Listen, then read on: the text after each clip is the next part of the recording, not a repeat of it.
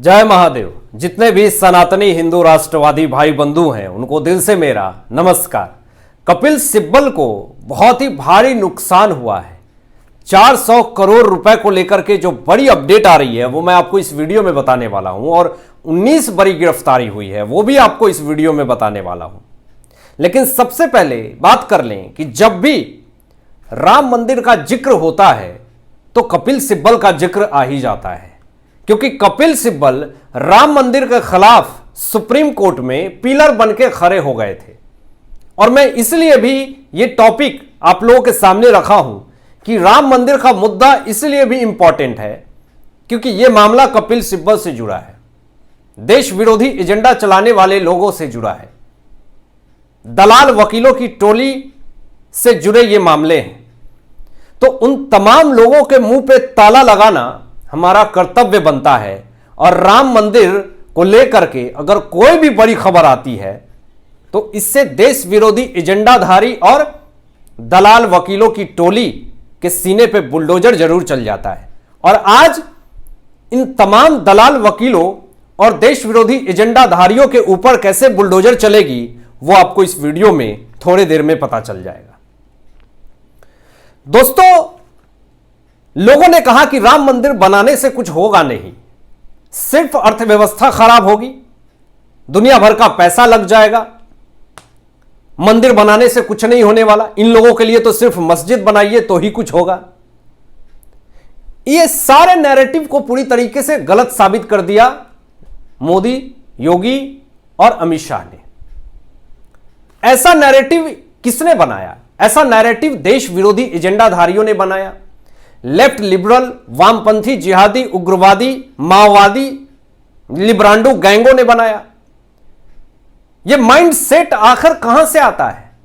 आप सुन करके हिल जाएंगे कि कुछ दलाल वकीलों की टोली भी इस तरह के माइंड सेट मीडिया के थ्रू पनपाते हैं, जिस कारण से कुछ जिहादी ऐसे बयानबाजी देते हैं। और अर्थव्यवस्था खराब करने की बात आप कर रहे थे। जो खबर आई है कि राम मंदिर ने सिर्फ टैक्स सरकार को दिया है, कितना पता है? 400 करोड़ रुपए। क्या इसकी भरपाई करेंगे कपिल सिब्बल? अगर राम मंदिर नहीं बनता तो ये जो 400 करोड़ रुपए का टैक्स जो राम मंदिर की तरफ से दिया जा रहा है, क्या सरकार को कपिल सिब्बल देते? तो इसलिए मैं कह रहा हूं कि राम मंदिर ने जो सरकार को 400 करोड़ रुपए सिर्फ टैक्स दिया है, कपिल सिब्बल को भारी नुकसान हो गया। कैसे नुकसान हो गया? क्योंकि कपिल सिब्बल ने यह बात कही थी कि अगर राम मंदिर बन गया तो मैं खुद का आत्मदाह कर लूंगा। राम मंदिर भी बन गया और यह आत्मदाह भी नहीं किए। बाद में कह दिया कि यह फर्जी ट्वीट था। राम मंदिर से अर्थव्यवस्था की बड़ी उछाल हुई है। दोस्तों, आपको बता दें, चंपत राय ने एक बड़ा स्टेटमेंट दिया कि हमने सरकार को 400 करोड़ रुपए सिर्फ और सिर्फ टैक्स दिया है, इससे रोजगार बढ़ा है। लोग जो कह रहे थे कि राम मंदिर बनाने से तो अर्थव्यवस्था खराब हो जाएगी, बेरोजगारी बढ़ जाएगी, ये हो जाएगा, वो हो जाएगा, तमाशा फलाना ढिमकाना लोगों ने कहना शुरू कर दिया था।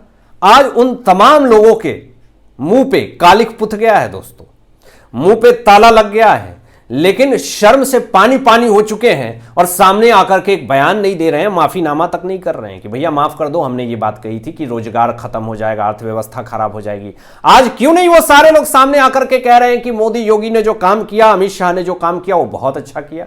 आज क्यों नहीं कह रहे हैं लोग कि 400 करोड़ रुपए सिर्फ और सिर्फ राम मंदिर की तरफ से टैक्स दिया जा रहा है? आज वही राम मंदिर जाकर के अपने नाक रगड़ के क्यों नहीं माफी मांग रहे हैं? लोग नहीं मांगेंगे माफी। शर्म आ रही है लोगों को। और शर्म क्यों नहीं आएगी? क्योंकि इन लोगों ने सनातन का अपमान किया है। इन लोगों ने देश के 115 से 20 करोड़ सनातनियों का अपमान किया है। ये लोग माफी कैसे मांग सकते हैं? ये लोग तो देश विरोधी एजेंडा चलाते हैं, ये तो सनातनी के खिलाफ बयानबाजी देते हैं। ये लोग मजार पे माथा टेकने वाले, ये देश विरोधी एजेंडाधारी लोग देश को आखिर कहां ले जाना चाहते हैं? आपको बता दें दोस्तों कि वही घुसपैठिए अवैध बांग्लादेशियों का सपोर्ट करने वाले देश विरोधी एजेंडाधारी दलाल वकीलों की टोली जो सुप्रीम कोर्ट में अवैध रोहिंग्या बांग्लादेशियों को बचाने का काम करती है, आज एक बड़ी खबर आई दोस्तों। 19 बड़ी गिरफ्तारी हुई है। मैं आपको बता दूं, पहले तो अमित शाह जी का एक बड़ा बयान आता है कि जितने भी घुसपैठिए हैं पूरे देश में, दिल्ली से लेकर के महाराष्ट्र, असम, बांग्लादेश से जो आ रहे हैं लोग, लात मार के बाहर निकालिए सबको, सम्मान से बाहर नहीं निकालिए, क्योंकि ये सारे लोग अवैध हैं, अवैध रूप से इस भारत देश में घुसे हैं। तो ये आतंकवादी किस्म के लोग, चोर उचक्के लोग हैं जो आपकी बहन बेटियों के साथ गलत कर सकते हैं। ये रोहिंग्या बांग्लादेशी को कॉलर पकड़िए, चोटी उखाड़िए और सीधा बाहर फेंकिए लात मार के। ये बांग्लादेशी हमारे देश में रह करके, हमारा खा करके, हमारे ही साथ गलत करने का काम कर रहा है। ये अमित शाह जी एनआरसी सीएए पूरी तरीके से लागू करके इन तमाम जिहादियों को यहां से टाटा बाय बाय करने की पूरी प्रक्रिया तैयार कर दिए है। और जैसे ऐसा स्टेटमेंट आया दोस्तों, बीएसएफ का बहुत बड़ा एक्शन हुआ। पश्चिम बंगाल से सारे घुसपैठिए घुस रहे हैं, त्रिपुरा से घुस रहे हैं, महाराष्ट्र से, असम से नहीं घुस रहा है। और बात करती हैं ममता बनर्जी कि सीमा केंद्र सरकार के अंडर में है। आम आदमी पार्टी बात करती है कि सीमा केंद्र सरकार के अंडर में है, लेकिन असम और महाराष्ट्र से तो बांग्लादेशी नहीं घुस रहे हैं, ये तो घुस रहे हैं त्रिपुरा से, पश्चिम बंगाल से। सारे फर्जी वोटर्स को इकट्ठा करके क्षेत्रीय पार्टी अपने आप को तीसमार खान समझ रही है। बीएसएफ ने तुरंत एक्शन लिया दोस्तों। खबर आती है कि अवैध रूप से भारत में घुसने वाले 19 बांग्लादेशियों को गिरफ्तार कर लिया गया है दोस्तों। यह बड़ी खबर मैं आपको बता रहा हूं। विपक्ष और विरोधियों का पसीना छूट गया। यह बात सिर्फ 19 बांग्लादेशियों की गिरफ्तारी को लेकर के नहीं है। जो इस भारत देश में अवैध रूप से रह रहे हैं रोहिंग्या बांग्लादेशी, उनका कलेजा फटने लगा, और उससे भी ज्यादा कलेजा फटने लगा विपक्ष का, क्षेत्रीय पार्टी का, क्योंकि इनके ये सारे वोटर्स हैं। अब भैया वोटर्स हैं, जब गिरफ्तार हो रहे हैं तो इनके तो फर्जी कारनामे सामने आएंगे। इनके अवैध दस्तावेजों पे, इनके आधार कार्ड, वोटर आईडी पे कौन से नेता, कौन से विधायक का साइन है, वो तो जाएगा अंदर। ये 19 बांग्लादेशियों की गिरफ्तारी हुई है, उसके साथ साथ एक दलाल और भी तमाम दलालों की भी गिरफ्तारी हुई है दोस्तों। ये दलाल आखिर कौन है? ये दलाल सारे विपक्ष के एजेंट हैं। मैं आपको बता दूं कि अब विपक्ष का खात्मा होना तय हो गया है।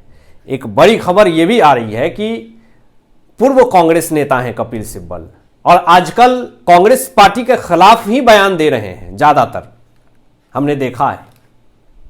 और आज कपिल सिब्बल स्टेटमेंट क्या दे रहे हैं कि तेलंगाना में 2 महिला पत्रकार की गिरफ्तारी की मैं निंदा करता हूं। कपिल सिब्बल को बड़ी दुख हुई, बड़ी तकलीफ हुई कि अरे रेवंत रेड्डी के खिलाफ अगर 2 महिला पत्रकार ने अगर बोल ही दिया तो गिरफ्तार क्यों कर लिए। बड़ी तकलीफ हो गई कपिल सिब्बल को। लेकिन वही समाजवादी पार्टी विधायक के खिलाफ एक पत्रकार ने सिर्फ आवाज उठा दी, उसको जिंदा जला दिया गया। इस पर कपिल सिब्बल की एक भी टिप्पणी नहीं आती है। यह हिपोक्रेसी है, पाखंडीपनी है, दोगलापंती है और कुछ नहीं। आप कांग्रेस पार्टी में थे तब तक कांग्रेस की माला जपते थे, और आज कांग्रेस में नहीं है, आप समाजवादी पार्टी में हैं, तो उसका महिमा मंडल कर रहे हैं। अरे वही समाजवादी पार्टी के विधायक को लेकर के एक पत्रकार को जिंदा जला दिया, उस पर आपने एक भी टिप्पणी दी, और आज बड़ी तकलीफ हो रही है। ठीक है, उस बात का मैं समर्थन करता हूं। यह तो दुख की बात है कि पत्रकारों को दबाया गया। तेलंगाना में 2 महिला पत्रकार को गिरफ्तार कर लिया गया बस इसलिए कि एक मुख्यमंत्री के खिलाफ बोल दिया। लेकिन यह हिपोक्रेसी भी तो आप देखिएगा ना कि कितना हिपोक्रेसी भरा हुआ है इन तमाम लोगों में। इसका पर्दाफाश पूरी तरीके से हो चुका है। अब आप क्या सोचते हैं, इन तमाम विषयों पर अपनी विचार व्यक्त कीजिएगा। मिलते हैं एक लेटेस्ट ब्रेकिंग न्यूज के साथ, तब तक अपना ध्यान रखें, ख्याल रखें। सत्यमेव जयते। जय हिंद, जय श्री राम।